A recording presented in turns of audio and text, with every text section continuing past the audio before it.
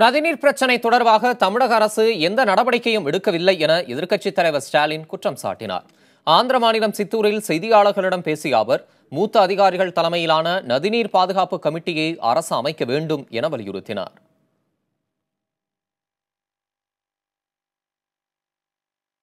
நதிநீர் பிரச்சனையை பொறுத்தவரையில் பேச்சுவார்த்தையின் மூலமாக தீர்க்க வேண்டும் என்ற ஒரு நிலை இருக்கக்கூடிய இந்த சூழ்நிலையில் தமிழகத்தை பொறுத்தவரையில் ஆளுகிற ஆட்சி அதற்கான எந்தவிதமான முயற்சிகளும் ஈடுபடவில்லை என்பது வேதனைக்குரிய ஒன்று.